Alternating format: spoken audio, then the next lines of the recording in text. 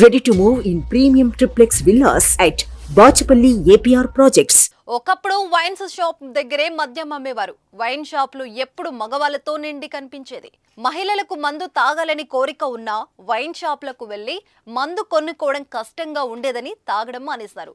ప్రస్తుతం జనరేషన్ మారింది. హైదరాబాద్ మెట్రోపాలిటన్ సిటీగా మారిపోయింది. ఎప్పుడైతే హైదరాబాద్లో లిక్కర్ మార్ట్ కల్చర్ వచ్చిందో అప్పటి నుంచి మద్యం కొనుగోలు చేయడం అందరికీ సులభమైంది. ఆడా మగ అన్న తేడా లేకుండా హాయిగా లిక్కర్ మార్టుకు వెళ్లి కావలసినవన్నీ బీర్లు కొనుక్కొని తాగేస్తున్నారు. సంతోషంగా పార్టీలు చేసుకుంటున్నారు. మద్యం అమ్మకాల్లో స్వేచ్ఛ పెరగడంతో మహిళలు కూడా మద్యం కొనుగోలులో మగాళ్లతో పోటీ పడుతున్నారు.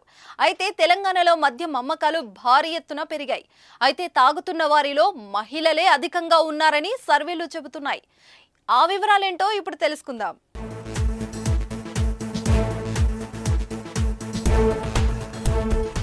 మందుబాబులం మేము మందుబాబులం అంటూ హైదరాబాద్లో మాదాపూర్ జూబ్లీహిల్స్ ఏరియాలో పబ్ కల్చర్ భయంకరంగా పెరిగిపోయింది. మహిళలు మందు తాగడానికి రూల్ ఏమైనా ఉందా అనే ప్రశ్న ప్రస్తుతం తెరపైకి వచ్చింది. ఇది ఒక్క హైదరాబాద్లోనే కాదు, అంతటా విస్తరించింది. అయితే ఈ పబ్ కల్చర్ పెరిగిన చోట ఏం జరుగుతుందంటే బుధవారం గురువారం రోజుల్లో మహిళలకు పబ్లలో మందు ఫ్రీ అని ఆఫర్లు పెట్టేశారు. ఆ 2 రోజుల్లో ఎంత తాగినా కానీ బిల్లు ఉండదు. కేవలం తినే ఫుడ్ కు మాత్రమే బిల్ వేస్తారు. దీంతో లిక్కర్ ఫ్రీ ఉండటం వల్ల ఎక్కువ మంది మహిళలకు లిక్కర్ వైపు మల్లుతున్నారు. మగాళ్లతో పోటీపడి తాగడం వల్ల లిక్కర్ సేల్స్ భయంకరంగా పెరిగిపోయాయి.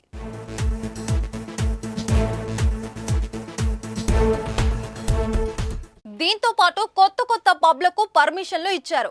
L1 లైసెన్స్ల సంఖ్య గణనీయంగా పెరిగిపోయింది. వీటి సంఖ్య పెరిగిన తర్వాత అందమైన గ్లాసులో మద్యం అమ్మకాలు స్టార్ట్ చేశారు. అది కూడా అట్రాక్టివ్ గా మారింది. దీంతో రాష్ట్ర వ్యాప్తంగా బీర్ల అమ్మకాలు అమాంతం పెరిగిపోయాయి. ప్రతిరోజు కొన్ని లక్షల కేసులు అమ్ముడవుతున్నట్లు అధికారులు అంచనా వేస్తున్నారు. మరికొన్ని కేసుల డిమాండ్ ఉన్నప్పటికీ కొరత దృశ్యం వినియోగదారులకు అందడం లేదని టాక్. కేవలం ఏప్రిల్ నెలలో కొరత ఇలా ఉంటే మే నెలంతా బీర్ల డిమాండ్ను ఎదుర్కోవడం ఎలా అని వ్యాపారులు చెబుతున్నారు.